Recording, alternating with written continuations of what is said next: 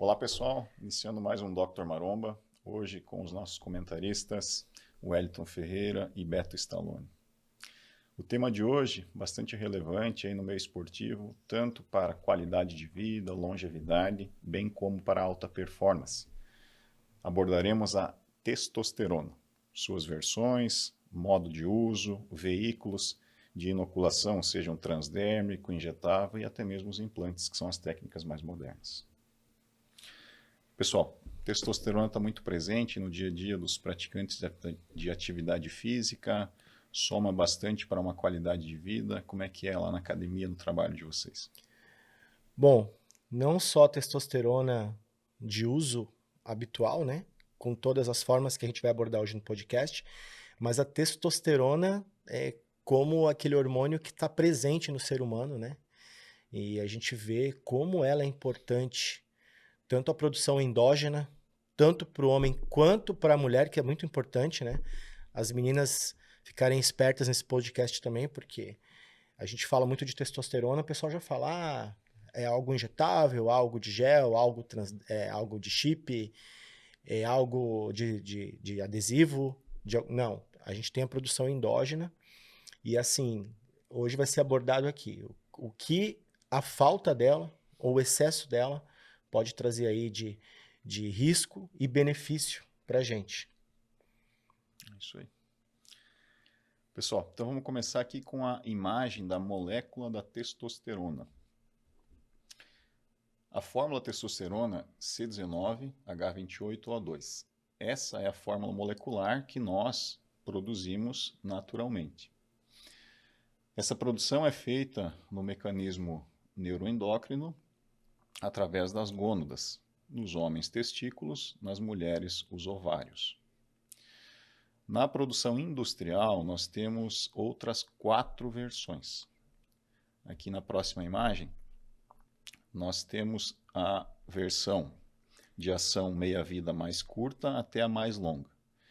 Então, numa progressão de cadeia molecular de meia-vida mais curta até a mais longa, nós temos o acetato, o propionato, o enantato, o ciprionato e o decanoato. Aqui nessa imagem está faltando o acetato, tá? Mas ele também existe na versão oral e injetável. É um pouco mais raro, mas existe essa versão. O éster é a formulação da cadeia, o arranjo molecular da cadeia no espaço. Então, a molécula injetável, o oral, sempre vai ter um éster que delimita a meia-vida desse medicamento, tempo de ação. Ésteres menores, com cadeias menores, terão uma meia-vida mais curta. E cadeias maiores, meia-vida mais ampla. No caso da testosterona não é diferente. Então nós temos o acetato, por exemplo, ele tem uma meia-vida oral de 2 a 3 horas, injetável cerca de 24 a 48 horas, é o éster de cadeia menor com ação mais rápida. A versão propionato nós temos também na versão oral e injetável. Na oral, a meia-vida de 8 horas, e na versão injetável pode chegar a 72 horas. Os outros ésteres já são de cadeias maiores, então a meia-vida é mais ampla também. Né? Então aqui nós temos o exemplo das cadeias do enantato, que seria o terceiro na categoria aí de tempo de ação. O enantato tem uma cadeia molecular maior, então por isso a meia-vida também é maior. Enantato, ciprionato e decanoato, eles estão nas categorias injetáveis. Nós não temos na versão oral. Existe já o transdérmico, injetável e nos implantes. Oral não, por causa do metabolismo de toxicidades não ser compatível. Então não vale a pena fazer na versão oral. Em termos de meia-vida, o terceiro, o enantato, ele tem uma meia-vida estimada em 5 dias, com início de ação, e ação plena em 15 dias. Já o ciprionato ele tem um início de ação em aproximadamente 8 dias, com pico de ação em mais de 21 dias e detecção em até 2 meses na corrente sanguínea. E por último, um decanoato ou um decilato, são nomes equivalentes. Ele tem um início de ação em aproximadamente 15 dias e um tempo de detecção na corrente sanguínea de até 6 meses. O queridinho dos velhos, né? Exatamente. Esse é o que é utilizado mais para reposição. Os dois últimos, reposição. Né? Então, essas são as formulações que nós temos sintéticas da testosterona, que é tudo baseado na primeira molécula que nós vimos. Então, pessoal, todos nós, homens ou mulheres, produzimos testosterona. Então, a testosterona no homem é produzida nas glândulas masculinas, que são os testículos. Nas mulheres, nas glândulas femininas, que são os ovários. Homens, como nós vimos no podcast anterior, também produzem estradiol, em quantidade pequena. E mulher, o hormônio predominante. Então, os dois sexos produzem os dois hormônios nas concentrações adequadas. Em relação à testosterona, o homem produz cerca de 30 a 35 vezes mais testosterona do que uma mulher. Mas ela também produz. Se não tiver, não vai ter libido, não vai ter disposição para atividade física, o rendimento esportivo e laboral vai cair. Então é um hormônio bastante importante. Ok? Termos de produção. No sexo masculino, aqui nós temos a imagem da gônada masculina. Essa é a imagem de um testículo. Então, se a gente observar, mais ou menos 90% do volume testicular é composto por os tubos seminíferos e as células de Leydig. As células de Leydig produzem testosterona e os túbulos seminíferos possuem as células de Sertoli, que produzem os espermatozoides. O estímulo vem do eixo central e chega até a periferia.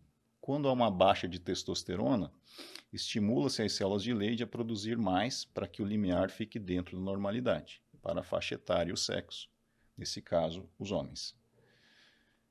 Quando nós temos um superávit na produção ou há uma testosterona exógena sendo utilizada, as células de Leydig, por um feedback negativo, param de produzir e o volume testicular, que é ocupado por essas células, também vai diminuir. Por isso, a atrofia testicular, em usuários de testosterona exógena, vai diminuir. É possível contornar isso? Sim, completamente. É um caso estético que a gente pode contornar sem nenhum problema. O uso prolongado de testosterona vai afetar o eixo aqui? Se for um uso crônico, sem uma proteção adequada e sem o reestímulo do eixo periódico, sim, pode afetar. Então, mais um cuidado que a gente tem que ter com o uso de testosterona. Ah, mas é só testosterona. Sim, porém, o uso crônico vai trazer algumas consequências. Então, tem que fazer o reestímulo de tempos em tempos para que isso permaneça saudável. Ok? Na próxima imagem, nós temos aqui a glândula hipófise. Essa glândula ela é controlada pela porção superior, que é o hipotálamo. No corpo humano, nós temos as divisões glandulares na endocrinologia, que são as glândulas centrais, as glândulas periféricas e os órgãos que mimetizam glândulas. As glândulas centrais são 3, hipotálamo, hipófise e pineal. Essas 3 glândulas juntas produzem 14 hormônios, 7 no hipotálamo, 6 na hipófise e 1 na pineal. A pineal produz o hormônio do sono, a melatonina, que é estimulado por baixa de ruído e pouca luz. Então, fica a dica, tela de celular para quem quer dormir não é bacana. Tá? Bom, voltando aqui para o eixo neuroendócrino. O hipotálamo ele controla a produção de 4 hormônios na tireoide, na hipófise, perdão. A hipófise anterior. Nós temos uma divisão nessa glândula em hipófise anterior e hipófise posterior. A hipófise anterior, ela produz 4 hormônios, FSH, LH, GH e TSH. Os 2 primeiros, FSH e LH, são os hormônios folículo estimulante e luteinizante. Eles controlam a produção dos hormônios sexuais, seja estradiol na mulher ou testosterona no homem. Quando há uma baixa na produção, as gônadas, no caso do homem, os testículos, da mulher, os ovários, através de um sinalizador chamado SHBG, haverá um estímulo de feedback para que haja a produção. Quando a produção normaliza, há um feedback para que diminua a produção. É assim que é feito o controle nos diferentes estágios da vida. Conforme vamos envelhecendo, a produção cai. Algo fisiológico. Quando fazemos um tratamento de reposição de testosterona, seja em nível fisiológico ou suprafisiológico, haverá um estímulo de feedback negativo dizendo: há testosterona em demasia, não há por que produzir. Então, o estímulo do hipotálamo, através de um hormônio chamado GnRH, suprime a produção do FSH e do LH. Com isso, não vai estímulo para o testículo e para a produção. Então, a gente viu lá no início que o testículo tende a atrofiar por causa desse mecanismo. O corpo entende que se há produção vinda de fora, se há um incremento exógeno, não há necessidade de produção endógena. Com isso, ele poupa energia. Por isso, a produção fisiológica no usuário de testosterona, seja de reposição ou de sobreposição, vai ser suprimido. Ok? O que a gente deve fazer para manter uma saúde adequada lá nas gônadas? De tempos em tempos, seja semestral ou no máximo anual, deve haver um estímulo no eixo central, que estimula o periférico. Ou seja, nós devemos estimular a hipófise a produzir esses dois hormônios para que ela estimule o testículo a produzir testosterona e os ovários seus hormônios predominantes. Isso deve ser feito para que a saúde sexual seja preservada, para que a pessoa não tenha problemas de reprodução lá na frente. Então é algo bem importante, deve-se tomar esse cuidado.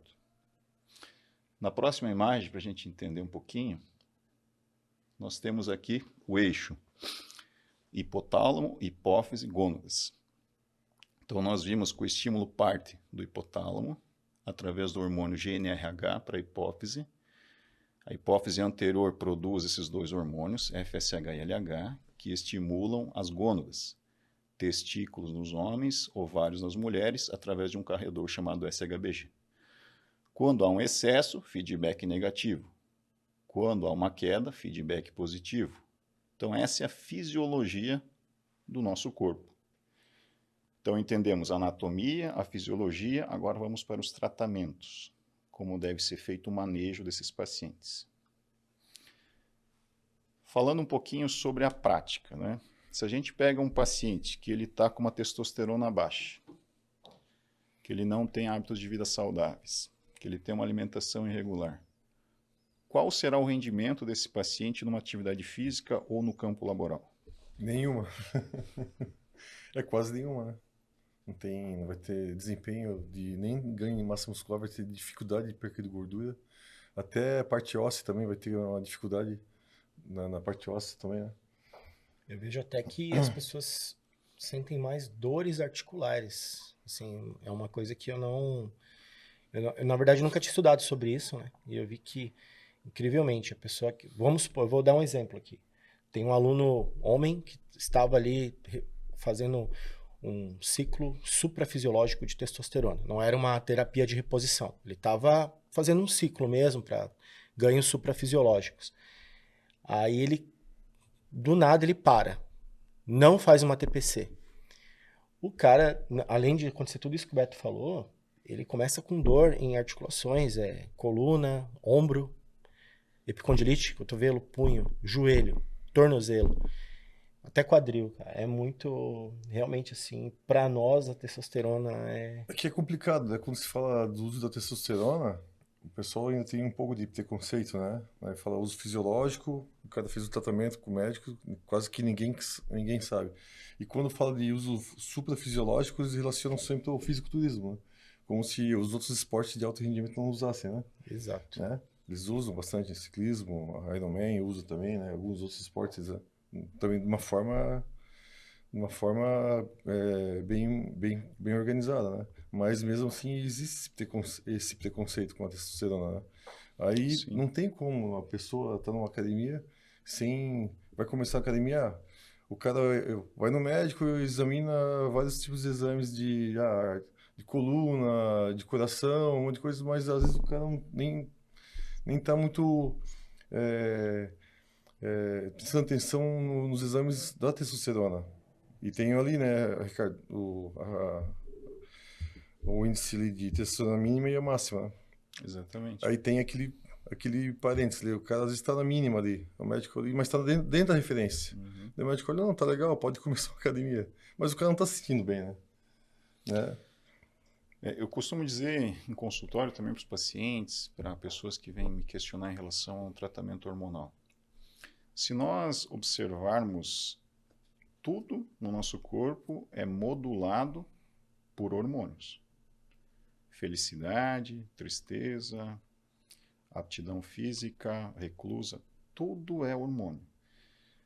Da concepção ao nascimento, da juventude à vida adulta, da vida adulta à velhice, o que muda na pessoa é a concentração e a produção hormonal. Se temos um parâmetro de um jovem de 18 anos, ele vai ter uma produção de testosterona máxima, né, próxima aos 820 nanogramas. Um senhor de 80 anos vai ter uma produção de 200, 140. Então, o que aconteceu ali? A produção caiu fisiologicamente, as células envelhecem mais rápido, esse paciente entra num processo de sarcopenia, que é a fragilidade muscular.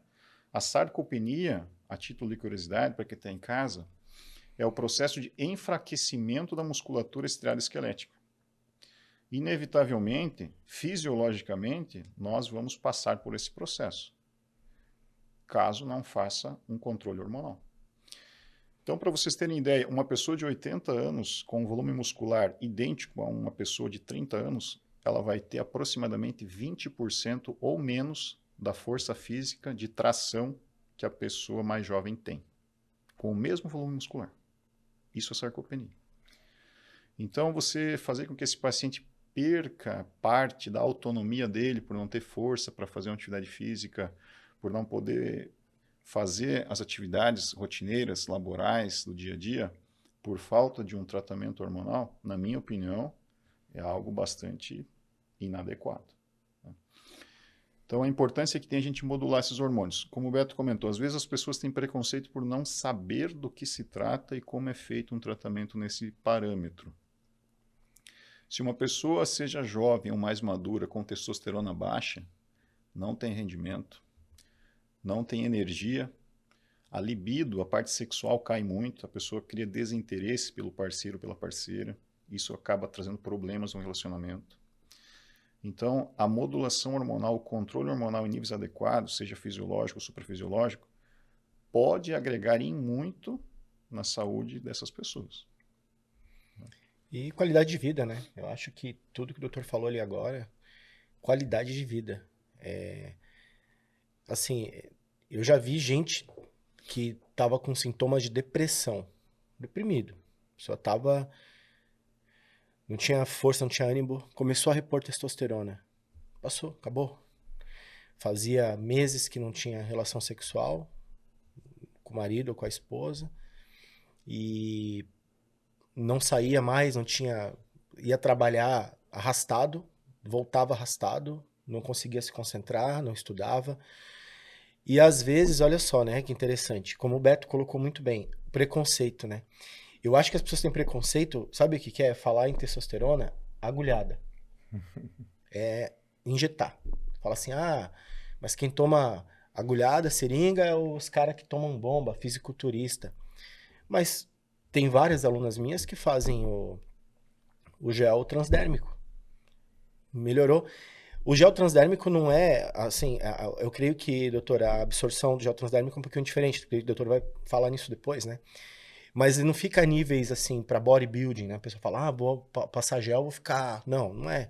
Mas se você já tem mais disposição para levantar da cama, arrumar teu quarto, tomar um bom café da manhã e trabalhar bem, ter uma noite bem dormida e ter relação sexual com teu marido ou esposa, e ainda tem ânimo para ir treinar, a tua vida já vai melhorar. E aí você já vai melhorar a tua massa muscular. Porque é todo um processo, né? É uma retroalimentação, né? Você começa ali... Então, olha só, dormiu bem. Namorou à noite, dormiu bem depois disso. Tomou um café da manhã. Arrumou o quarto antes de sair. Trabalhou disposto. Foi pra academia. Não tem como a vida da pessoa não mudar. E às vezes Um porque monte, começou a passar um gelzinho. Não precisou tomar uma agulhada. Então é a importância do quê? De estar com quem sabe. Então vai lá na clínica, lá na Olympus. Doutor, ó, eu vi o doutor olha assim, dizendo, ó, teu exame tá baixo, vamos ter que usar testosterona.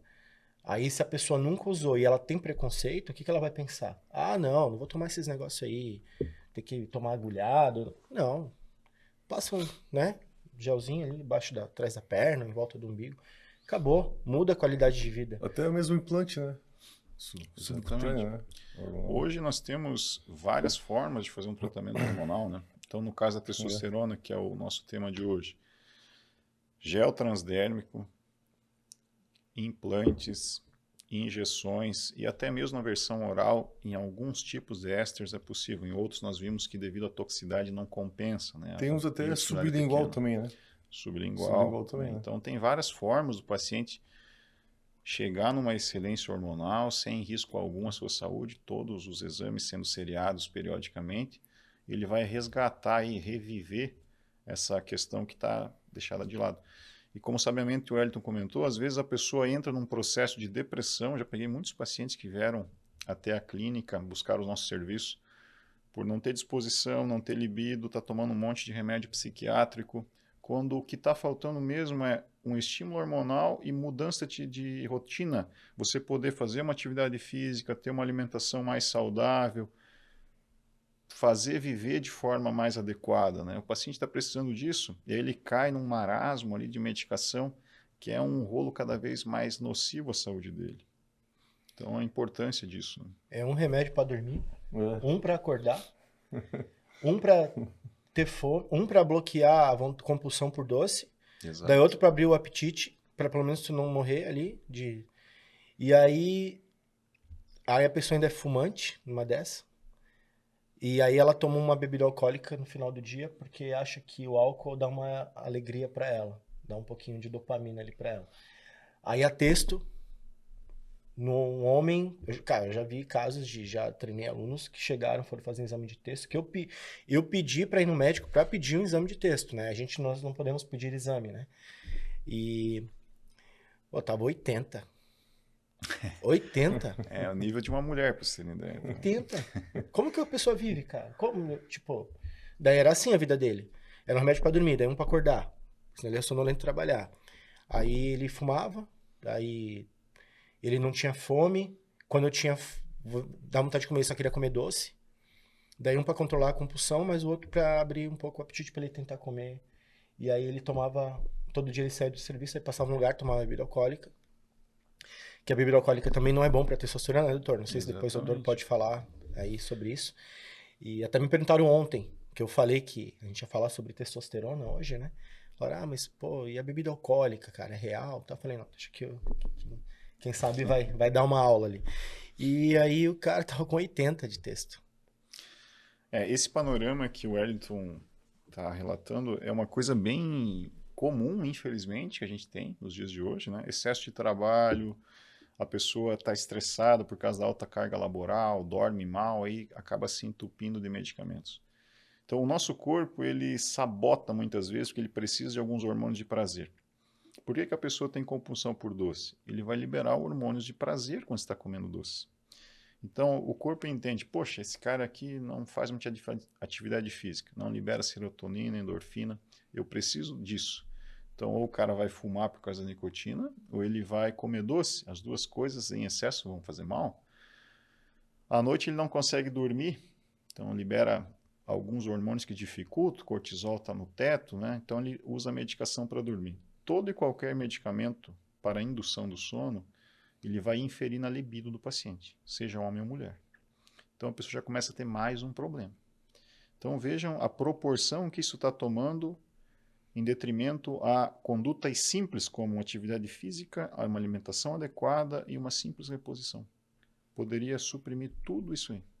Eu digo assim, cara, que a maioria dos praticantes de musculação, a maioria eles não fazem uma dieta bem correta, né? Bem balanceada, a maioria, né? E mesmo assim a musculação ela promove, né? Vários ganhos assim de estímulos, né? Sono, até aumenta os níveis de testosterona e tal. Mas quando o aluno ele não tem esse estímulo, né? Tipo, se tu faz uma reposição ou faz uma fisiológica, ou até mesmo quer fazer uma suprafisiológica, é o primeiro passo para tu já começar a treinar mais forte, mesmo não fazendo dieta. Daí o aluno começa a ver que está gerando um resultado. Daí ele vai começar a fazer uma dieta. Aí já, uma coisa já vai incluindo a outra. Aí o Exato. sono dele já melhora, porque ele já fez um treino mais pesado. É impossível. O cara faz um treino de perna pesado, é impossível tu não ter um sono profundo. Né? Impossível. É impossível. Impossível. Então a testosterona no início, para a pessoa começar a fazer todo esse processo que vai trazer benefício, é excelente, né? Para quem nunca gostou de estar numa academia, puxando ferro, o cara tem paciência. Faz meia hora de treinamento, 40 minutos de treinamento, um músculo por dia, né? Um pouquinho de testosterona, ele já vai começar a fazer uma dieta, a vida dele já muda já. Uma vez Exato. eu vi de uma mulher, uma aluna mulher. Ela falou assim, ó, texto é vida. Ela resumiu isso. A vida dela mudou. Não é maromba, não, nunca injetou. Gelzinho, de vez em quando ela bota um implante. Mas ela falou que a vida dela é... E assim, tá, percentual de gordura baixo. É uma aluna minha até hoje. Percentual de gordura baixo. Treina muito bem. Se alimenta bem. Dorme bem. É feliz, alegre. Cara, ela falou assim, ó, se eu soubesse disso antes, porque Exatamente. antigamente não tinha isso, né, doutor? Não tinha. A reposição de hormônios, sejam em níveis fisiológicos, suprafisiológicos, ele sempre foi um tabu, né? Aí para a população, até mesmo na medicina. Hoje nós enfrentamos alguns médicos mais conservadores que não veem isso de uma maneira adequada, porém há uma grande vertente também vendo que através de estudos, através de muito caso controle, nós estamos percebendo que é necessário, não é apenas adequado como é necessário, pois o envelhecimento nos tira muito da qualidade de vida, da autonomia, então é um tratamento conservador para você ter uma longevidade, né? Isso faz bem. E os veículos de fazer esse tratamento são distintos, né? A gente consegue com gel, com agulha, com implantes, né? Então tem várias formas de se fazer com segurança, sem que o paciente fique desconfortável fazer o tratamento. Se não gosta de injeção, a gente pode fazer um implante, ou tem um gel, né, comprimidos, então dá para fazer de várias formas. Anteriormente, o Wellington comentou sobre o gel e a forma de absorção. Então vamos falar um pouco agora sobre as formas de fazer esse tratamento. Gel transdérmico. A nossa pele é a principal barreira de defesa do organismo, tá? Ela que vai impedir que bactérias ou agentes nocivos entrem no nosso organismo. Toda vez que a gente aplica um gel, uma pomada, ele vai ter que transfixar essa barreira transdérmica, então atravessar a barreira para poder chegar na corrente sanguínea. As células do tegumento crescem de dentro para fora. O corpo vai descamando. Tá? Então, se a gente colocar, uma parte vai ser descamada. Então, a gente precisa ter um excesso ali, um superávit, aliás, para que haja substância suficiente para que ela consiga penetrar. Existem na pele ainda estruturas chamadas de poros. Os poros podem ficar constritos ou abertos. Isso ocorre dependendo da temperatura ou da região de atrito no corpo. Por isso, o gel transdérmico sempre é indicado que se faça uso em regiões onde haja mais atrito. Raiz das coxas, virilha, fossa antecubital, posterior dos joelhos, né, onde há atrito nas dobras cutâneas, facilita a penetração da substância. Mais recentemente, ainda a gente pode, que está no mercado, nós podemos incrementar ao gel de testosterona dilatadores de poro para facilitar a penetração do medicamento até a corrente sanguínea. Muitas vezes o paciente utiliza só a testosterona, numa concentração muito baixa, ele nem chega na corrente sanguínea e não vai conseguir agir. Então é importante que se faça aí a manipulação desse medicamento de uma forma adequada para que tenha um sucesso terapêutico. Tá? Concentração. O gel de testosterona a gente pode colocar aí no máximo 10% na concentração. Tá? Então de 10 para baixo. A absorção da pele ela é muito pobre por causa da descamação e também da constrição dos poros. Então nós precisamos levar tudo em consideração. Do que é passado, aproximadamente 1/3 vai atingir a corrente sanguínea. Então de 10%, 3,3% aproximadamente. Desse 3,3 de 10%, se nós fizermos uma comparação para o sexo masculino, como o homem produz cerca de 30 vezes mais testosterona do que a mulher, vai ficar um tratamento obsoleto, fraco, não vai ter a concentração adequada.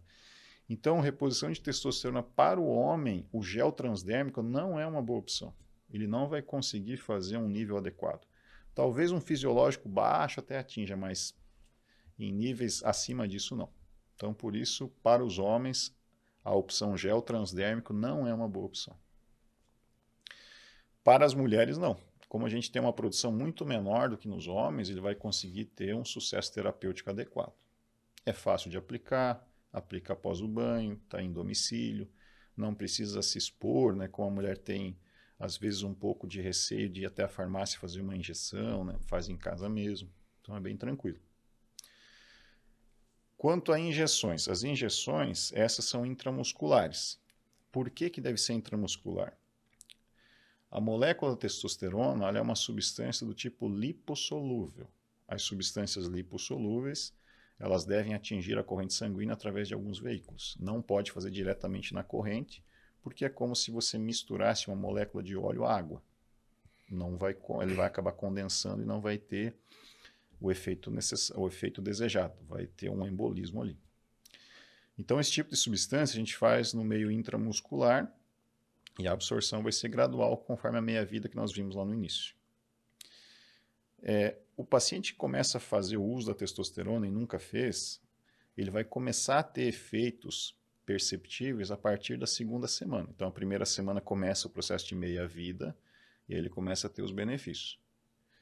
No mercado nacional, nós temos duas versões de testosterona hoje, né? Nós encontramos aí facilmente nas farmácias o Durateston e o Deposteron, né? Que são as legalizadas pela Anvisa e produzidas em larga escala no país. Todas as demais formas injetáveis que nós temos podem ser prescritas por médicos em laboratórios credenciados para que sejam produzidas, mas não é permitida a industrialização. Então, isso tem que ficar claro. Se você comprou esse medicamento sem uma prescrição, com certeza ele não é nacional. Tá? Então é mercado paralelo. Tem que tomar um pouco de cuidado com isso. Essas duas medicações. Então nós temos o Durateston e o Deposteron. Aquele ciclo de Deca e Dura que todo mundo fala, né? Então o Durateston. O Durateston é uma medicação que está no mercado há algumas décadas já, bastante sedimentada e conhecida. Qual é a diferença do Durateston para o Deposteron? São os ésteres que tem dentro da ampola. Então nós vimos lá no início que temos alguns tipos de éster. No caso do Durateston, nós vamos ter o éster ciprionato, o undecanoato, o propionato e o enantato. São esses 4 ésteres que tem ali dentro, cada um nas suas proporções. Então a liberação vai ser conforme a cadeia molecular de cada um deles. Somando tudo e fazendo aí uma média, nós teremos um início de ação em mais ou menos 7 dias. E esse paciente vai ter ação plena a partir de 10 dias. Já no Deposteron, nós temos apenas o éster de meia-vida mais longa, o enantato. Né? Os outros dois, ali, ciprionato e undecanoato, são mais para reposição. Então, no Deposteron, nós temos o enantato. Início de ação em 5 dias, ação plena em 15. Então ele demora um pouco mais para começar a agir em detrimento ao Durateston. Essa basicamente é a diferença. Em termos de ação, na ampola o Durateston tem uma concentração de 250 mg por ml e de droga ativa após metabolização vai sobrar aproximadamente 200 mg. Já o Deposteron tem 200 mg numa ampola de 2 ml e de droga ativa após metabolização sobra aproximadamente 174 nanogramas. Então nós temos uma pequena diferença ali de concentração e a quantidade de miligramas na ampola. Depois que inicia a ação, o paciente pode perguntar, poxa, mas então eu comecei com um Deposteron, posso mudar para Durateston? Haverá alguma diferença? Não, testosterona é testosterona, tá? Então, a partir do princípio que ela atingiu a meia-vida e o mecanismo de ação vai ser sempre o mesmo, só vai mudar o período ali do éster, ela sempre vai agir da mesma maneira. Então, você pode começar com Dura e mudar para Deposteron. Sim, pode. Se eu comecei com Durateston e depois mudar para Deposteron, vai demorar mais para agir? Não, porque ele já tem aquele período de meia-vida e não vai ter o platô terapêutico. Você vai atingir ali a linearidade. Tá ok? Essa é bem fácil aí para vocês terem tirarem, esclarecerem essa dúvida que é bastante frequente no consultório. Na academia, o pessoal fala muito em aplicação de testosterona, que tem medo, que é feito em farmácia. O pessoal às vezes não gosta muito da aplicação, né? Que é desconfortável e tal, né? E às vezes preferem usar algumas drogas que têm uma vida mais longa, né? Como um decanato também. Tem um decanato também que é só um decanato, né? Sim. Que no comercial Libidos, né? Que vem umas ampolas de 4 ml, né? Isso. Tem também, né? Aí, vai da preferência de cada aluno, né? Tem alguns também que preferem o oral também, né? Porque daí já não gosta de ficar fazendo muita aplicação, porque dói às vezes, é desconfortável e tal. Mas, só lembrando, a testosterona oral, né, nós comentamos já algumas vezes, a biodisponibilidade é sempre pequena, tá? Então é mais ou menos 88% toxicidade e 12% biodisponibilidade. Ela existe, mas não compensa, tá? É por causa da passagem, né? Passagem Ela não é, a gente falou sobre hormônios alquilados, né? Na semana passada, testosterona. E aí a molécula dela não é alquilada, né? Ela vai fazer essa degradação ali toda hepática. Então isso é recorrente. Agora, voltando ao que o doutor falou, né? E o que o Beto falou agora. O que mais pega é a aplicação. Realmente, sim, eu tenho algumas pessoas que fizeram reposição hormonal e algumas já fizeram ciclo, né? Eu trabalho com atletas e eles não sabiam aplicar neles mesmos, que eu sempre falo, né? Se você for dependente de ter que usar testosterona injetável, você tem que saber se aplicar. Porque se você for depender de outra pessoa ou de uma farmácia, você tem que ser muito organizado. E nessa loucura que a gente vive hoje, né? A gente tá fazendo as coisas atropelado, né? Então, aí, ó, você não, às vezes, dependendo da quantidade que você toma, você não pode perder o dia da aplicação, né? Então, nós temos um empilhamento, como o doutor falou ali, em relação a estar num platô, não ter ainda o crash, que é a queda, né, do hormônio, mas tem um período e também tem uma quantidade, né, que você aplica. Então você não pode, principalmente mulheres. Não digo mulher aplicar testosterona, é meio difícil, né, a mulher fazer injeção de testosterona, né? Eu acho um pouco mais difícil, mas principalmente os homens ali. Se for uma dosagem baixa, não é certo perder o dia da aplicação, mas aí o cara tem que ir na farmácia, ou vai na clínica que está fazendo o tratamento, ou depende de um amigo que sabe aplicar, ou da esposa, e aí perde. Uma vez um aluno meu, ele brigou com a mulher, ficou 2 semanas brigado com a mulher. Aí, ela que aplicava nele, né? O cara ficou 2 semanas sem aplicar, cara, porque não tinha que aplicar nele. Aí, pô, você precisa se organizar, né? Ou aprender a aplicar sozinho, não sei, né? Mas ou mudar a via de administração. Não, para o homem, como o doutor falou, o gel não é uma boa, né? Essa parte de aplicação, o paciente às vezes fica um pouquinho recluso, né? Fazer aplicação, ter que fazer injeção toda semana. Então, as clínicas podem oferecer os serviços, mas nas farmácias também, né? Os farmacêuticos fazem aplicação mediante a prescrição médica, né? Você vai ter que tirar o teu tempo para ir até a farmácia. Claro, no mundo ideal, se o paciente aprender a fazer a aplicação, ótimo, né? Faz em casa ali, mais tranquilo, tá? Então, essa parte de aplicar, vai ter que aplicar. Não tem como fazer a testosterona aí sozinho. Para quem não gosta, a gente ainda tem um outro método, que é o implante, que a gente vai falar um pouquinho mais à frente. Então, por que repor testosterona, né? Por que eu tenho que fazer essa reposição? É realmente necessário? Como nós comentamos anteriormente, ao longo da vida, nós vamos perdendo a produção hormonal, ela vai diminuindo, tá? Isso é fisiológico. Então, a gente pode retardar esse envelhecimento, trazer um benefício para a saúde do paciente, mantendo um nível hormonal ideal para que ele tenha uma condição física melhor, consiga viver melhor, com mais qualidade de vida, mais saudável, seja atleta ou não. Ao longo da vida, se nós observarmos o sexo feminino, por exemplo, as mulheres têm uma produção hormonal um pouco diferente da masculina. A mulher, ela é um ser especial. quando ela nasce, ela já nasce com um número X de ovócitos dentro lá dos ovários que vai fazer a produção hormonal para a vida reprodutiva dela. São cerca de 400. Na primeira menstruação, a menarca, ela começa a produzir uma quantidade de hormônios maior que vem ali do estirão puberal. E essa produção vai até o climatério e depois entra na falência ovariana, que é a menopausa, onde ela para de produzir.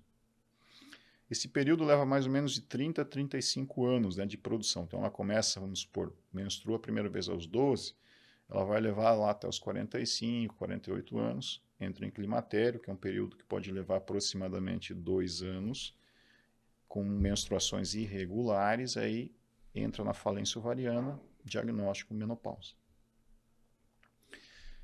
Se compararmos uma mulher no auge da vida reprodutiva, que fica entre os 20 aos 26 anos, ela produz o teto de testosterona muito próximo a isso, que é cerca de 75 nanogramas. Lembrando que o homem produz até 30 vezes mais. Quando essa mulher tem 40 anos, a produção dela está aproximadamente 1/3 do que ela produzia aos 20. E quando ela passa do climatério, a produção fica praticamente nula.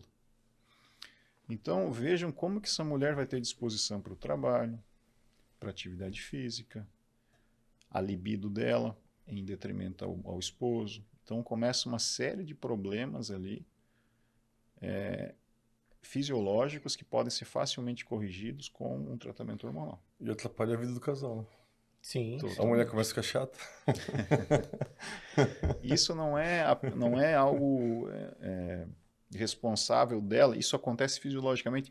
Então imagine, vamos se pôr no lugar da mulher. Ela para a produção hormonal, cai vertiginosamente.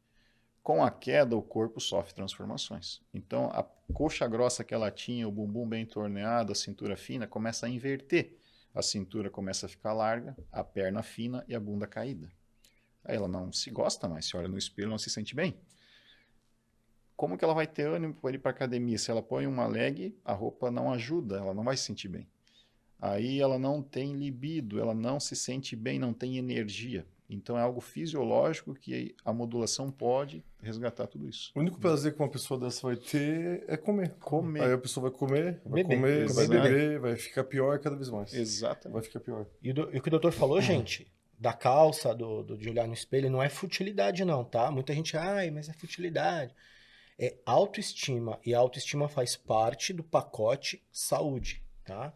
A autoestima faz parte do pacote saúde. Pessoa com autoestima boa dificilmente tem problemas psicológicos e emocionais, não é, doutor? Exatamente, exatamente. Essa frase eu sempre utilizo, tá, em algumas ocasiões, né? Então, quando nós estamos bem com nós mesmos, né, tudo flui melhor. Então, o relacionamento, a atividade física, a relação com as outras pessoas, o trabalho. Então, se você está bem consigo mesmo, tudo automaticamente flui melhor. Se você não está bem, já acorda de mau humor, estressado, o dia não vai ser legal. As energias atraem coisas pesadas para você e o teu dia não vai ser legal. Então, desde o princípio de que o corpo não está bem, há uma grande chance do resto não ir bem, né? Então, esse princípio básico. Falamos das mulheres, agora no caso dos homens, por que repor testosterona? Nós, homens, a fisiologia é um pouco diferente. Nós podemos ter a capacidade reprodutiva preservada, desde que formos saudáveis, alimentação adequada, evitar cigarro, evitar bebida alcoólica, por toda a vida. Um homem pode ser fértil. Porém, a produção de testosterona vai caindo vertiginosamente ao longo dos anos. E isso ocorre a partir dos 30 anos. A partir dos 30 anos, o homem passa a diminuir a produção de testosterona endógena em 1,6% até 2,4% ao ano. Então, cada ano que passa, esse percentual vai caindo.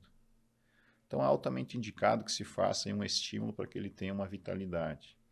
Tá? Então, é por isso o motivo fisiológico do homem e da mulher. Tu pega o homem do passado, né, e o homem atual hoje que faz reposição, o homem do passado, ele envelheceu muito mais rápido do que o homem atual, né? Exato. Hoje vai ter homens de 50. Eu tenho alunos de 60 anos que estão super bem, cara. Não dá Treinando 40, pesado. não dá 45. Não dá 45. Exatamente. A gente pega pessoas do cinema, por exemplo, né? A gente tem exemplos de caras de 70 anos que, se olhar, parece que o cara tem 50, 45. O que é isso? É reposição hormonal, é cuidado com a estética facial, né? Então, esses pequenos cuidados vão te trazer uma qualidade de vida muito maior e longeva.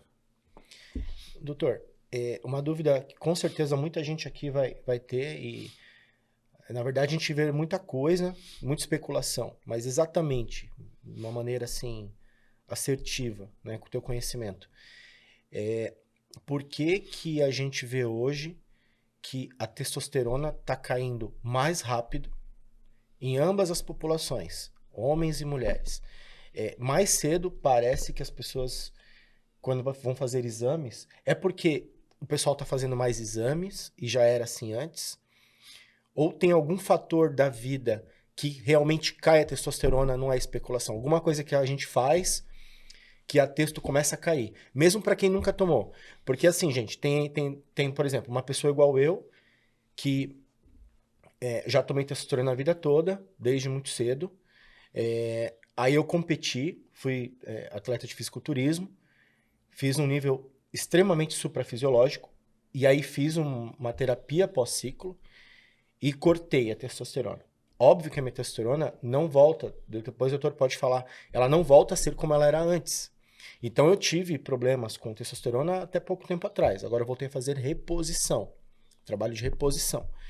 Mas no meu caso eu usei e parei de usar. Então até minhas células voltarem a produzir, demora um tempo, no caso do homem. Mas eu percebo que tem gente que nunca tomou, nunca usou.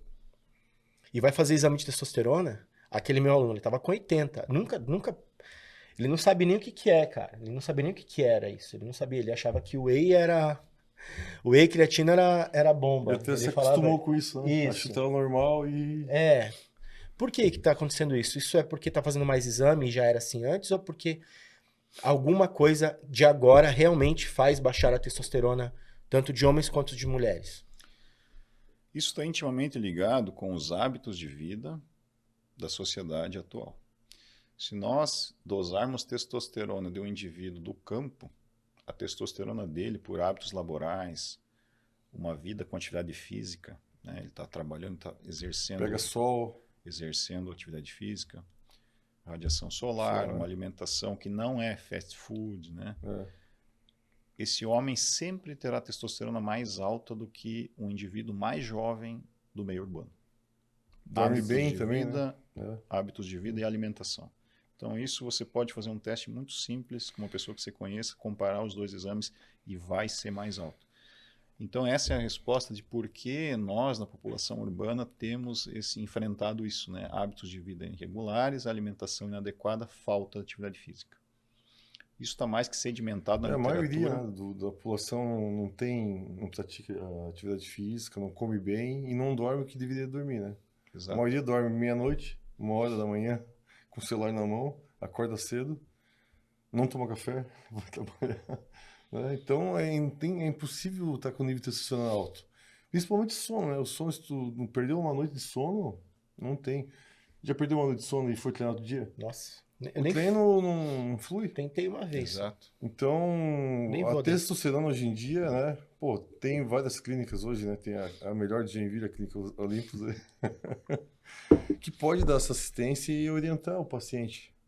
Né? O cara não tem um hábito de vida saudável. Pô, começa com a testosterona, ele já vai começar a melhorar tudo. Vai querer começar a comer certo, começar a treinar, começar a melhorar o horário de sono, e vai, né?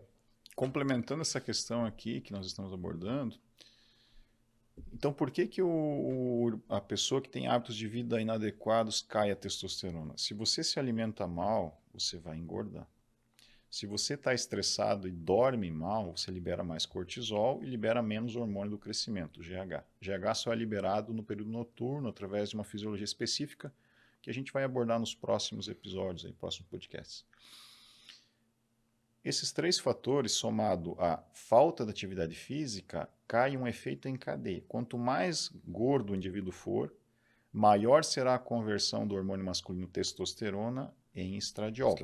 Através da enzima aromatase que nós comentamos no episódio anterior, que é produzida no tecido adiposo.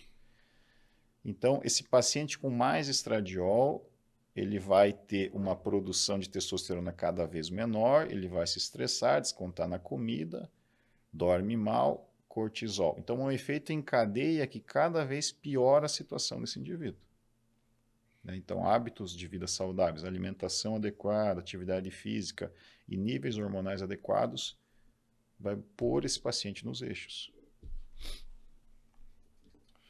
Ô, Ricardo, o pessoal tem muita dúvida em relação à próstata, a testosterona e próstata. Hoje em dia já mudou esse quadro, né? Falava que usa testosterona, próstata aumenta, não aumenta.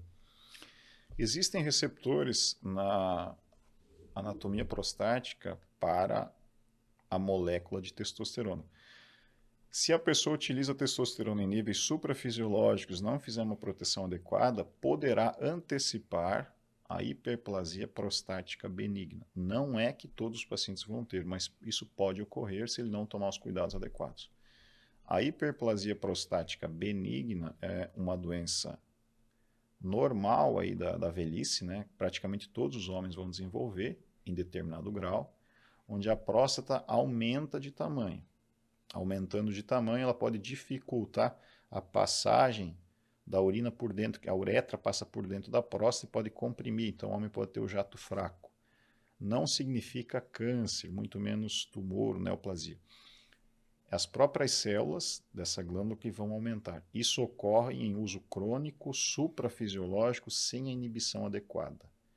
É possível fazer um tratamento com segurança, tomando os protetores corretos. E eu vi uns artigos falando essa relação que a testosterona baixa tinha mais relação com câncer do que a alta. Eu vi também. Tu viu também, né? Uhum. Então, As células mais velhas do nosso corpo são as que mais são propensas a desenvolver mutações. Então, se a gente for observar na oncologia, qual que é o principal fator que desenvolve câncer? O envelhecimento. Quanto mais velha for a célula, maior a chance de ter um câncer. Quanto mais velho o indivíduo, menos produção de testosterona. Talvez seja essa a relação Pode que ser. Aí estejamos usando. a célula pensa assim, o cara não... Eu tô meio obsoleta aqui porque tem pouco hormônio, não recebo hormônio, esse cara deve estar velho, então eu vou... que antigamente o pessoal pensava que era o contrário, né? Isso. Na verdade, câncer de o nosso próstata. corpo tem que estar sempre no equilíbrio, né? Não pode nem estar aqui, nem estar muito alto. Tem que ter um Exatamente. equilíbrio. Se tiver em superávit, É. deve-se usar a inibição inibição. adequada para proteger o organismo. Entendi. Tudo tem proteção, né? Hoje em dia a gente consegue manipular tudo isso, né, Ricardo? Em medicina, né? Então é importante que se frise isso. Em medicina, nada é 100% bonito, 100% seguro, 100% eficaz. A gente trabalha com 99%, mas nada é 100%. Então a gente consegue ter uma proteção muito boa, mas como não é uma ciência exata, eu não posso afirmar 100%. Mas com o arsenal farmacológico que se tem hoje, com o conhecimento, a medicina mais evoluída, a gente consegue sim fazer tratamentos com grande segurança. Outra coisa importante, doutor, também, falando em testosterona, agora falando em mulheres, né? Tem muitas pessoas que me perguntam, eu queria fazer alguma coisa, tomar alguma coisa, de repente passar um gel de testo ali, falando em testosterona, né? Que eu creio que é o tratamento mais adequado para a mulher seria o implante e o gel transdérmico, né? Na minha opinião, acho que quando a mulher injeta testosterona, o nível plasmático dela sobe muito, né? E aí eu creio que como é um hormônio puro, eu creio que o efeito colateral também é muito grande. Então, para a mulher, doutor, o que você acha que é mais interessante se ela precisar fazer uma reposição ou até falar assim, não, eu gostaria... A minha testo está baixa. Eu estou com a minha testosterona baixa. Minha DHT está baixa, que é a dihidrotestosterona também está baixa. E eu queria fazer uma reposição. Eu queria melhorar isso. Tem como fazer algum tratamento, por exemplo, melhorar algum outro hormônio na mulher que vai estimular a testosterona? Ou ela já poderia partir para uma testosterona pura, assim, por algum método, né, independente de qual seja? Ou usar algum outro hormônio associado que também mexeria? O que seria assim mais adequado? Porque é uma pergunta que muita gente me pergunta, muitas alunas me perguntam, alunas de consultoria, creio que com o Beto acontece a mesma coisa, né? Ou a dose de testosterona, né? Ou Isso, seria uma dose uma dose. de uma aplicação injetável para uma mulher? Perfeito. Porque o homem normalmente vai usar 1 ml, né? De testosterona, né? Ou, varia, né? Depende de cada 100 caso, né? miligramas, 200 miligramas. Então, tudo na medicina a gente pode resumir um tratamento entre a diferença do remédio e do veneno é a dose, né? Basicamente é isso. Se a gente fizer uma dose adequada, o paciente terá o tratamento que ele almeja. Se fizer uma dose pequena, não vai conseguir o sucesso terapêutico. Se fizer uma dose muito alta, ele vai ter consequências. Então, a dose é o fator preponderante, independente da via. No caso das mulheres, facilita-se o uso se ele fizer em uma técnica como o implante, por exemplo. É uma opção. O implante transdérmico, né, subcutâneo, ele foi desenvolvido já há bastante tempo. Lá na década de 80 ainda ele foi desenvolvido por um ginecologista brasileiro, que é o Elcimar Coutinho. E esses implantes subcutâneos foram utilizados em um seleto grupo de pacientes. Como o valor desse implante era relativamente onerado na época, né? Então, para vocês terem ideia, na época, nos anos 80, chegava-se a cobrar por um implante, em números atuais, aproximadamente 60, 70 mil reais, comparado com o valor de hoje. Nossa. Então, por isso ficou conhecido como chip da beleza, porque só um grupo de grande poder aquisitivo acabava utilizando. E esse laboratório, que é a Eumeco, né, que fica lá na Bahia, acabou patenteando a técnica e por 20 anos só eles produziram. Depois caiu a patente, aí outros médicos passaram a fazê-lo. Então o preço acabou, obviamente, descendo bastante. É uma técnica bastante segura, porque desde que o profissional que faça a prescrição tenha um domínio na prescrição hormonal, seja uma pessoa bastante estudada naquele campo, ele vai poder fazer a leitura correta dos exames e levar em consideração aí do paciente, seja homem ou mulher, o peso, a faixa etária, as queixas do paciente.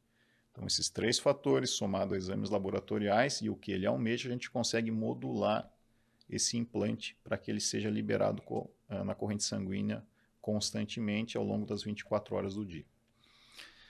É a técnica mais segura, eficácia muito adequada, porque a gente consegue fazer tudo de forma bem controlada, evitando o risco do paciente esquecer de tomar o remédio, esquecer de fazer o uso do protetor, né? A gente já coloca tudo ali.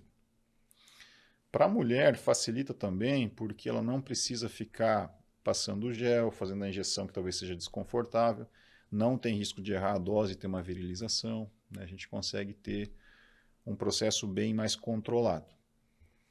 Aqui a gente tem uma imagem falando um pouquinho de implantes, que essa aqui é o implante, né? Então, na sequência temos um vídeo aqui.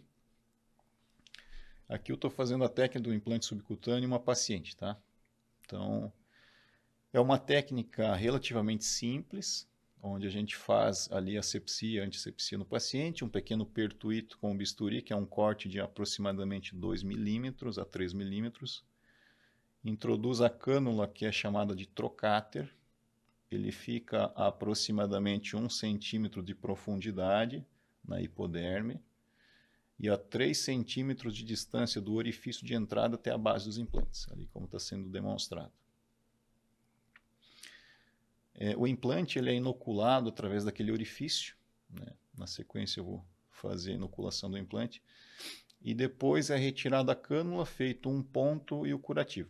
A paciente vai com esse curativo para casa, retorna na clínica em 10 dias para retirar o ponto, a atividade física está liberada a partir do 3º dia, a ação do implante começa em aproximadamente 10 dias, tem uma ação plena no período de 4 a 6 meses. Aproximadamente 5 meses começa a cair a carga hormonal, o implante está terminando e está na hora de refazer o procedimento. Tá? Então, um procedimento minimamente invasivo, indolor, por anestesia local, bem tranquilo de ser feito.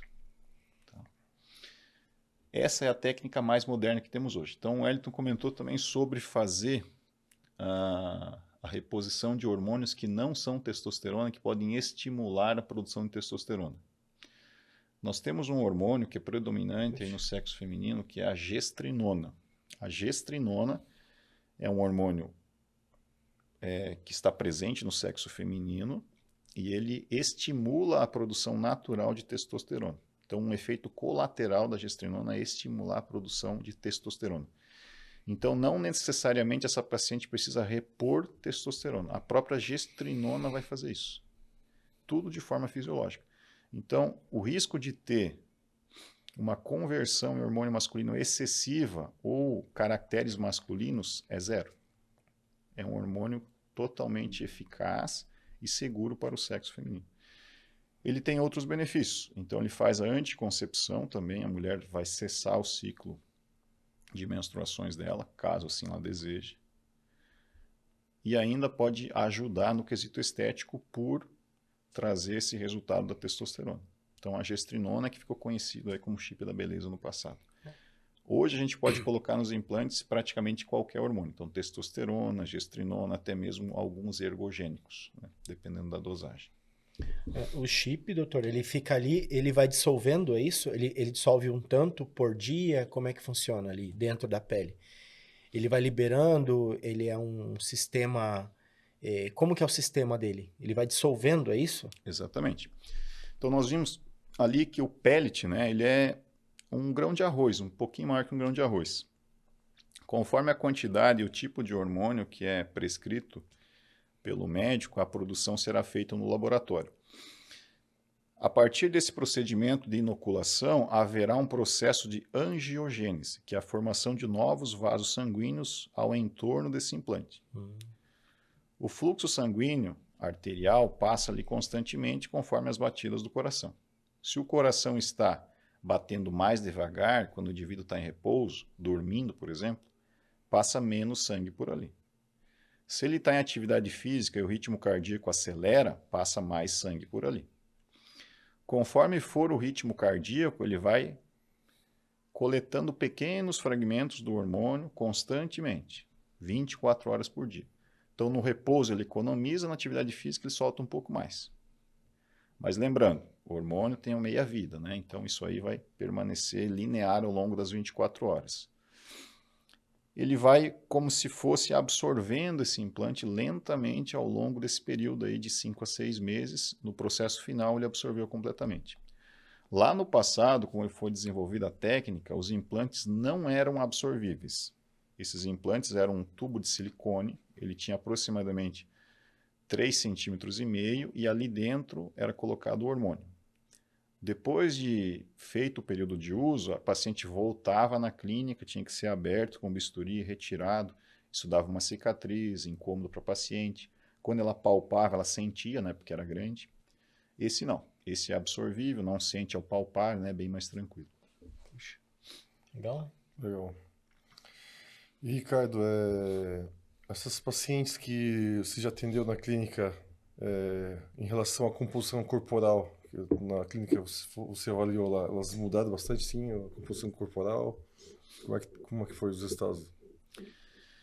Os veículos de administração aí dos tratamentos, né, a testosterona no caso de hoje, eles vão inferir diretamente na dosagem que a gente consegue obter num paciente. Na mulher, por exemplo, tanto no implante quanto no gel transdérmico, até mesmo numa injeção em dose adequada, ela vai ter excelentes resultados.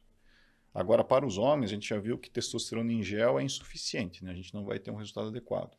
No implante, a gente consegue resultado bacana para reposição de testosterona, melhora da libido e uma aptidão física leve ou moderada. Perca de gordura também, né? Também, porque a quantidade de hormônio ali no implante ela é limitada, tá? Então a gente vai colocar lá 2, 3, 5 pellets, mas nunca vai ser igual à modulação tradicional no caso dos homens. Então, para os homens, a modulação tradicional é mais efetiva, tá? Comprimidos e injeções. Para as mulheres, gel, implante ou tradicional, todos terão grande benefício.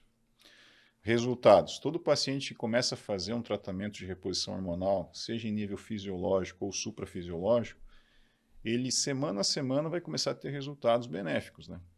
Diminui a percentual de gordura, aumenta a percentual de massa muscular, melhora a libido, disposição, né? Então, são fatores. Mas lembrando, como nós comentamos no podcast anterior sobre estanozolol, quando que é o ideal fazer um tratamento desse? A reposição de testosterona, o paciente pode fazer desde que os exames estejam abaixo do esperado. Então, não há um limite assim para fazer, nem uma condição física, não fazer uma reposição fisiológica. Agora, em níveis suprafisiológicos, é interessante sim que o paciente já tenha um percentual mais baixo, que ele treine, tenha hábitos de vida saudáveis, porque senão ele não vai ter os efeitos que ele espera. Então, esses cuidados também é importante que se tenha em consultório. Eu estava vendo, muita gente, principalmente homens, né? Eles começam a sentir o efeito da testosterona baixa. Olha só. Daí vão fazer exame. Pô, aí tá 600 de testo. Mas você fala, não, cara, tenho certeza, não era assim. Pô, não tô conseguindo treinar, tô fraco. Pô, minha libido tá mal. Então, talvez, doutor, pode existir, principalmente, não digo homens, talvez mulheres também, mas assim, a gente vê isso mais nos homens, né? Talvez esse cara ali aos 18 anos estava batendo 1000 de testosterona, 1000 e pouco, e ele viveu a vida assim. E ele nem sabe. Ele nunca mensurou, nunca fez exame. E aí baixou para 600. Aí o médico olha, não, tua testo tá boa, não é isso. Tu tá com depressão. Aí dá ali antidepressivo no cara. Então, o que eu vejo assim, o conhecimento do médico, como é importante, né? Porque às vezes o cara chega com um exame de 600 de texto e você olha, não, cara, o cara tá com...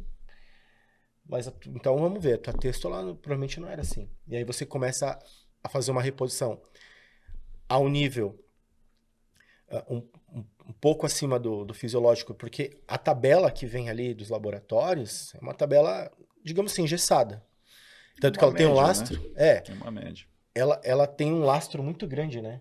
É de tanto, tipo, é muito tanto.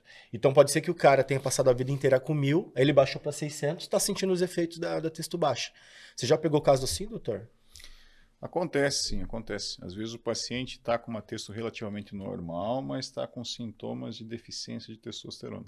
O que pode acontecer nesse caso? Era um paciente ativo, ele praticava atividade física, tinha uma vida adequada, alimentação saudável. De repente, ele não consegue mais ir para a academia todos os dias, vai 1, 2 vezes na semana, a alimentação ficou um pouco irregular. O nível que estava lá em 800, 900, que deixava ele mais proeminente, baixou para 600. Ainda é um nível bom, mas ele teve uma queda de aproximadamente 1/3. Então, você ter essa relação íntima com o paciente no sentido de conhecer o que ele faz fora do consultório, entender o panorama da vida dele para poder chegar num diagnóstico é bem importante. E a grande dúvida, Dr. Ricardo, é sobre queda de cabelo. Todos os homens hoje se perguntam isso pra mim. Esse é o... Pô, não quero usar porque vai Essa é a sobremesa, Vou deixar pro final a sobremesa. Muito bem. A queda capilar. Se a gente observar, então, a população homens e mulheres, todos nós já sabemos que nos homens vai cair mais cabelo que mulher. É difícil você ver uma calvície feminina. Isso está intimamente ligado à produção hormonal. Nós, homens, como vimos, produzimos muito mais testosterona do que as mulheres. Quanto maior for o nível de testosterona que um homem produz, ou que ele tenha de forma exógena, através de um tratamento, maior será a conversão em DHT, dihidrotestosterona. Esse hormônio é o que derruba cabelo aí, fisiologicamente, nas calvícies androgenéticas, tá? Então tem fatores genéticos, mais a parte hormonal englobada. Então, a supressão em nível adequado desse hormônio, seja para um homem ou para uma mulher, deve ser feita para que não tenha queda de cabelo. Na mulher, a atenção deve ser voltada para isso, tanto quanto ou até mais que para os homens. Que para o homem, uma leve mudança no DHT não vai inferir em tanta diferença, mas para a mulher, um leve incremento é muito, porque ela já produz muito pouco. Então a gente dá uma acelerada ali na testosterona, o DHT sobe um pouco, já começa a inferir em queda de cabelo. E outro fator, o homem tem cabelo curto, né? A gente lava, faz aí uma estética capilar, porém a mulher tem um cabelo longo, então ela vai pentear, por tração, ela acaba arrancando os fios, né? Então a gente tem que tomar um cuidado bem especial aí para evitar a queda de cabelo na mulher se ela faz uma reposição de testosterona ou uso de algum ergogênico. Então esse cuidado deve ser tomado. E eu ouço mais reclamação hoje das mulheres, cara.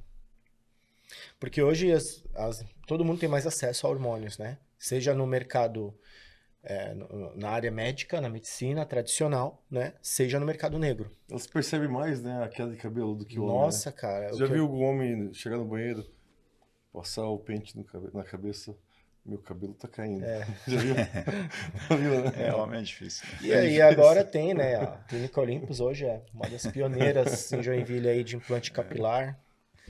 Eu sou o próximo, ó. Aqui, ó. Os caras aqui são... Eu sou o Vai ficar próximo. top, né? É, e não tem jeito. Porque, ó, tem vários homens que a vida inteira nunca pisaram numa academia, não sabe o que é nada de hormônio de testosterona, não sabe nem o que é isso. Se tu perguntava assim, ó, faz uma entrevista com o cara. Ô, se teu filho usasse testosterona, o que você fazia com ele? Ah, eu matava ele. Não, brincando. Ele não sabe o que é. Aí, o cara tem 2 dedos de cabelo aqui do lado só, calvo, assim, extremo. Então, acho que pro homem é mais comum, né? Ah, o cara tá ficando calvo, tá ficando calvinho, ele tá careca, tá? É mais comum. Agora, pra mulher, Então, é ruim. é complicado, cara. Assim, parece que mexe mais na autoestima do que o corpo. Quer dizer, parece não. Tenho certeza, né? Sim. A mulher, a parte de pele e cabelo, todo especialista, o médico prescritor aí de ergogênicos, reposição de testosterona, com hormônios fisiológicos, tem que ter um cuidado muito íntimo. A mulher, ela percebe muito mais do que um homem, né? Então, se tiver uma acne ali que não tinha, ela não vai gostar. Mas até mais cuidado aí. numa competição, né, hoje em dia, o árbitro vai olhar para um atleta com cabelo bom, com a pele boa, até isso ele já... Porque o atleta tá Sim. bom, ele tem um aspecto de Aspecto saudável. Exatamente. saudável, né? Isso. Se você cuidar de uma pessoa com todo o arsenal farmacológico necessário, fazer a proteção de tudo, vai ficar perfeito. Agora, se começa um pouquinho aqui, um pouquinho ali, começa a somatizar. Então, tem que tomar cuidado com isso. Doutor, e na mulher, tem como bloquear essa queda capilar? Sim, claro. É. Tanto homens quanto mulheres, a queda por uso hormonal, seja testosterona ou ergogênicos, ocorrerá pelo aumento da dihidrotestosterona, DHT. Então, a gente vai diminuir a nível fisiológico para que ela não tenha esse problema. Então, é totalmente contornável, sim. Ué, na tua competição lá, tu ficou em primeiro no mês lá? Naquela época? Na Master, sim. Ficou em primeiro? Primeiro na Master e top 3 na Open. Que aí Mitou tinha ainda, hein? 12. Sem cabelo, primeiro na Master. Imagina se tivesse cabelo, né? Vamos mudar esse negócio aí, Vamos cara. mudar. Eu acho que eu fiquei em top 3 na Open porque eu não tinha cabelo, cara. Pode ser. Com cabelo eu pegava um top 1, eu acho. Cabelo é top Não, e assim, eu vejo que ó, vocês têm uma noção, né? Eu vou agora, sábado, eu tenho 2 campeonatos no final de semana. Eu tenho um sábado e um domingo. Então, eu tô levando 6 atletas. Balneário? Em Curitiba. Curitiba. Olha, pessoal, depois fiquem ligados aí no Instagram, pessoal do Instagram ali, que vai rolar campeonatos. Curitiba essa tem semana, bons né? campeonatos lá. Tem ótimos. E aí eu tô levando 6 atletas, do qual são 5 meninas, né? Olha, vocês têm que procurar muito uma acne numa atleta minha, cara. Graças a Deus, assim. Claro que eu não trabalho, com algumas atletas eu não trabalho sozinho, né? Eu tenho outras pessoas também que fazem parte da equipe, mas acne e pele, elas estão lindas, cara. Até o meu atleta Classic tá bem pra caramba. A pele dele tá... Tanto que no último campeonato ele foi overall agora, faz 2 meses que ele acabou de ser overall. Uhum. Ele tinha a melhor pele do palco. E ele tem 40... O Emerson deve estar com uns 40 anos. Ele é master já. É porque se o atleta pega uma equipe multidisciplinar, né? Igual o Ricardo, né? Ele dá essa orientação, ele vai subir no palco com uma pele boa, com cabelo bom, sem ginecomastia, né? Que é um... Dá para controlar isso também, né, Ricardo? Então, Sim. são várias coisas que às vezes a gente vai assistir uma competição, às vezes o atleta não tem um suporte, né? E ele só usou testosterona, ganhou massa muscular, mas tem alguns efeitos colaterais que o árbitro ele vai descontar a nota, né? Exato. Na hora, né? Exatamente. E assim, ó, o que a gente tá falando, eu peguei esse gancho dos atletas que estão lindos, né? Pra vocês verem qual que é a questão. Então não adianta as meninas acharem que, ó, porque daí muita gente talvez até ouça veja o nosso podcast e depois vá lá no YouTube e assistir esse episódio, né? Muito importante, um dos mais importantes que a gente já fez até hoje, né? E aí chega lá e fala assim, não, eu tô exatamente como eles falaram. Ah, eu tô acima do peso, tô com dificuldade, tô sem libido, não tô dormindo bem, não tô comendo bem. Aí vai fazer o quê? Vai tomar testosterona. Acha que é isso aqui que, meu Deus, é o que vai salvar a minha vida. A questão é, a gente sempre falou que testosterona, ok, mas ó, tem o sono e tem a alimentação E e atividade tem física. atividade física. Então, por que eu tô falando que as meninas estão sem acne e sem queda de cabelo? Por causa da alimentação delas é totalmente restrita. É uma coisa assim, elas estão sem refeição livre já, elas olham para um semáforo lá e elas veem uma pizza, cara, desenhada no semáforo. Sério. Elas estão pensando, elas não estão nem mais aí para competição, elas querem saber o que vai ser comido depois. Depois, né? Porque mas é que tá vendo como, né, como influencia? Porque como a gente falou até no outro podcast, sebo, né, na pele. A oleosidade da pele aumenta. Aumenta. E o que controla muito a oleosidade da pele? A alimentação que tu come também. Não é só, né, doutor? Exatamente. É. A inibição da produção de sebo na pele pode ser feita com tratamento medicamentoso, sim, mas se o paciente tiver uma dieta adequada, se ele for condizente, aí cooperar, né, fazer uma dieta adequada, não é necessário. Apenas a alimentação, ele vai excluir esse colateral. Recadinho agora do Instagram aqui, ó. Vai tomar as paradinhas, tem que comer limpo. Se quer ser o top ali, tem que comer limpo, não tem como, né? Não tem como. É aquela premissa, né? Para chegar onde a maioria não chega, você precisa fazer o que a maioria não faz. Exato. Se você quer ter uma pele bonita, você quer ter um corpo bonito, você quer ser um destaque onde você passe aí no verão, você tem que fazer o que é preciso. Comer direito, treinar direito, fazer um acompanhamento adequado, ter uma equipe multidisciplinar. Então, você vai conseguir ter o destaque que você quer se você se propor ao desafio. Doutor, agora a gente falou sobre as aplicações, tudo. Uma dúvida, assim. Pós-terapia, vamos supor que... Vamos falar o meu caso, né? Vamos lá, meu exemplo. Fiz ali, competi. Nível extremamente suprafisiológico. Última vez que eu fiz exame de texto, durante ali a preparação, o exame do laboratório deu 3 mil, mas aí eu acho que 3 mil ele nem pega mais. Eu nem fiz de novo, cara. Não quebrou a maquininha? Eu fiz deu 4.500. Teve que refazer. Diz que acima de 3 mil ele já não pega direito. Muitos laboratórios acima de 1.500 já não detectam.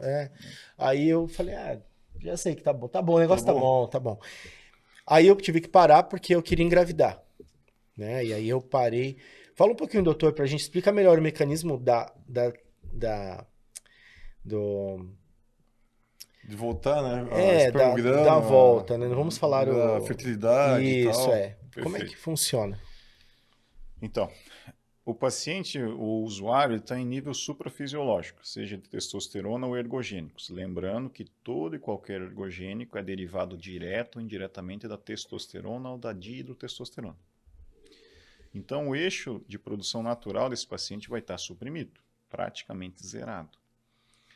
O paciente abandona o uso por algum motivo ou cessa o tratamento abruptamente, ele não está produzindo. Então, o organismo vai voltar a produzir dentro do determinado tempo. 5, 6, 7 meses.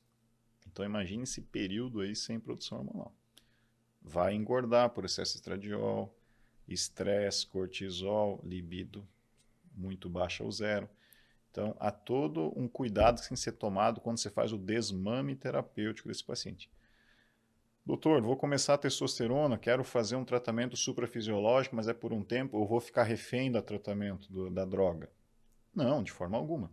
A partir do momento que você iniciou o tratamento, olha, não é para mim, quero parar esse tratamento, avise o seu médico, ele vai fazer a estratégia terapêutica de desmame medicamentoso e reestímulo do eixo, tá? Para você não sentir essa parte sexual e a queda aí nos hormônios. Então, nós vimos lá no início que temos a produção do eixo hipotálamo, hipófise e gônadas, né? Então, o hipotálamo ele vai estimular a hipófise através do hormônio GnRH. A hipófise produz FSH e LH, que são hormônio folículo estimulante e luteinizante. Através de um carreador chamado SHBG, vai lá para os testículos, nas células de Leydig, e começa a produção de testosterona até o nível adequado. Se o paciente utilizou testosterona exógena por muito tempo e não fez um estímulo, haverá uma desorganização nesses receptores e ele vai levar tempo para começar a produzir. Outro fator é que as células de Leydig, por falta de uso, atrofiaram. Então, se ela tinha uma produção X, essa produção caiu para várias vezes inferior, né? Então, pegar um X e dividir por 10, por exemplo. Então, embora tenha ainda o estímulo da FSH, do SHBG, a célula está pequena e a produção dela não é como antes. Então, leva um tempo até ela hipertrofiar e voltar à produção máxima. Por isso a importância do tratamento adjuvante nesse período. Existem medicamentos específicos que estimulam o hipotálamo a produzir mais GNRH. E esse medicamento automaticamente vai estimular a hipófise a produzir mais FSH e LH. Consequentemente, vai estimular mais o testículo. Poxa, mas se o doutor acabou de falar que a célula está atrofiada, não adianta eu ter um grande estímulo e lá embaixo não ter volume. Exatamente. Então a gente precisa lançar a mão de um segundo medicamento, que é a gonodotrofina coriônica humana, em dose adequada, por período adequado, para que ele estimule a gônada a proliferar esse tecido. Então a gente estimula a produção periférica e a produção central, para que esse paciente resgate a vitalidade dele. No caso da reprodução, se o paciente está em uso exógeno, ele pode engravidar ou ele não vai conseguir? Ele vai ter uma deficiência aí na produção de esperma? Essa é uma pergunta muito frequente, tá? Se um paciente está em uso hormonal e ele fizer, durante o uso, o reestímulo do eixo, ele pode engravidar perfeitamente. Mesmo utilizando. Mesmo utilizando. Prova disso. Rafael Brandão está com a esposa grávida, né? Isso. E o cara não diminuiu. O Sebum, lá o campeão, teve filho recentemente. Uhum. Não diminuiu. Então, a gente consegue fazer esse manejo desde que tenha esse estímulo durante o tratamento. Tá? Talvez se tivesse feito, seria o adequado no seu caso. Ricardo, se fosse ao contrário, o paciente não quer ter filho, ele pode continuar o tratamento ou ele precisa ainda fazer esses estímulos? Essa é uma decisão do paciente, né? O médico sempre vai orientar, ó, a gente deve fazer isso aqui, tá? Para preservar a sua espermogênese. Não, doutor, eu não quero, não pretendo ter filhos, não é a minha intenção. Você pode lançar a mão do outro, mas já orienta o paciente de que uso crônico, né, ele pode ter uma demora depois para resgatar isso. Pode levar um processo de 1 ano, mas a produção não vai ser igual. Comparar um paciente que usa testosterona exógena e um que não usa, o que é a diferença lá nos espermas desse paciente? Então, lembrando, as células de Leydig produzem testosterona. Elas estimulam as células de Sertoli que ficam dentro dos ductos seminíferos para produzir o esperma. Se tiver um estímulo de testosterona, seja exógena ou endógena, vai produzir espermatozoide, de qualquer maneira. Se a produção vem do estímulo endógeno, da produção que o próprio paciente tem, ele vai ter um limiar de produção de espermatozoides. Numa ejaculação de um homem saudável, ele vai ter, em média, ali, 160 milhões de espermatozoides. Aproximadamente 70 milhões por ml. Mas é muito variável na literatura. Tem algumas informações literárias, algumas referências que chegam a 15 milhões já consideram normal. Que é muita coisa, né? Se a gente fizer um espermograma desse esperma, ele vai ter uma condição de aproximadamente 40% de espermatozoides com defeito, seja na cauda, seja na porção anterior do flagelo. É um espermatozoide que não é ávido para fecundação.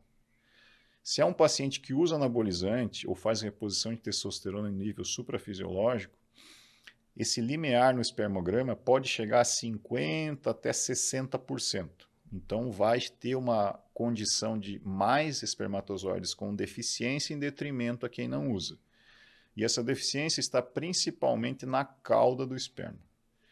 A cauda ela faz um movimento de turbilhonamento para que esse espermatozoide se locomova até o ovócito secundário, chegando, penetra e forma-se o óvulo. Esse óvulo migra até a cavidade uterina, faz a nidação e começa o desenvolvimento embrionário.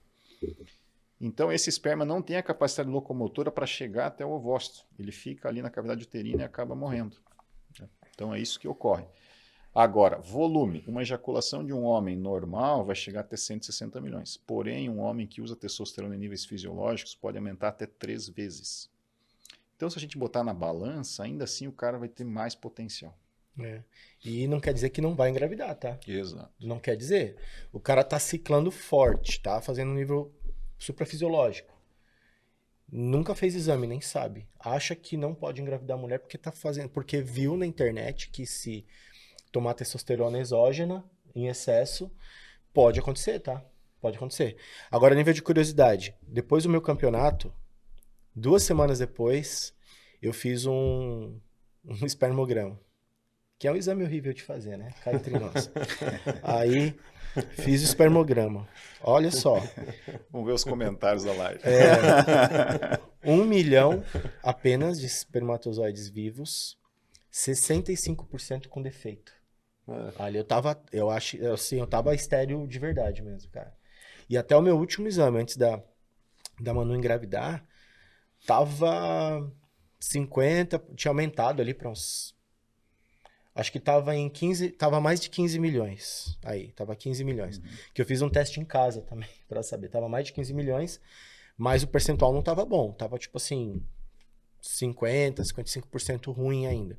Mas a Maria Alice tá falando, não, eu vou... É nóis. Ela é guerreira. Ela foi guerreira, né?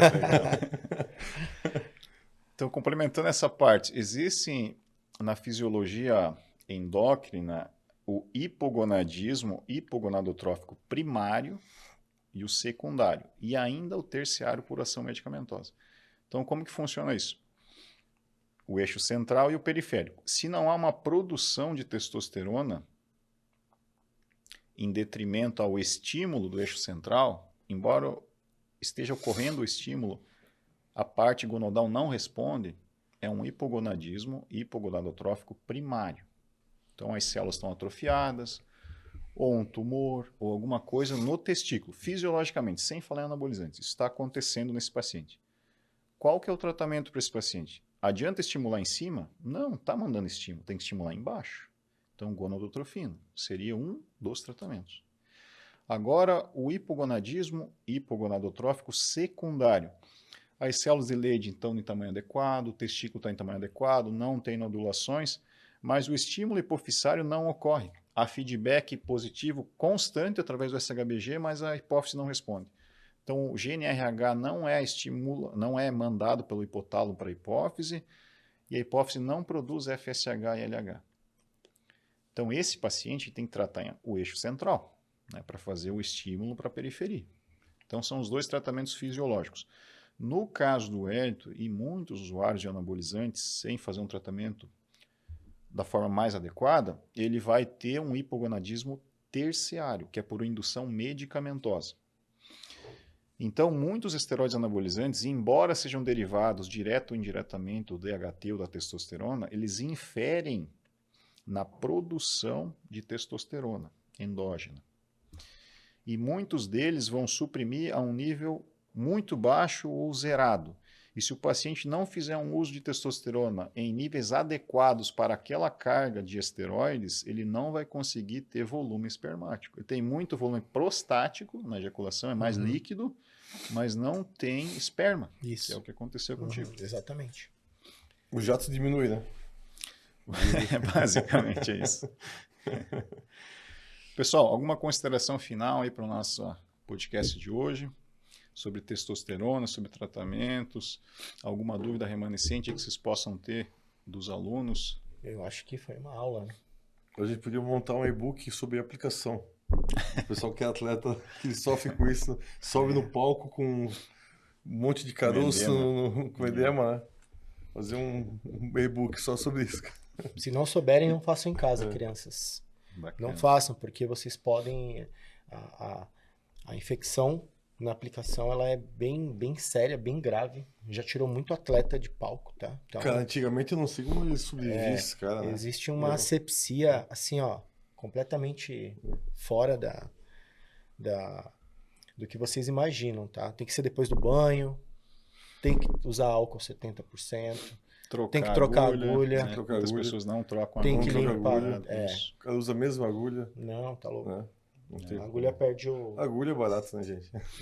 Não vamos perder o shape por causa de uma Por causa agulha. de uma agulha. Perdeu o campeonato por causa de uma agulha. Não, tem gente que não perdeu o dá. campeonato por causa de agulha. Tem cara que perdeu pedaço, metade do glúteo já. Pessoal, agradecer aí os comentaristas, o Wellington e o Beto. Deixar aí um convite para vocês seguirem o nosso canal no YouTube, Dr. Maromba, canal Clínica Olympus. O episódio de hoje vai ficar disponível a partir da próxima semana. Então, todas as semanas, episódios novos. Sigam o canal, sugestões, comentários são sempre muito bem-vindos. Um forte abraço e até o próximo podcast.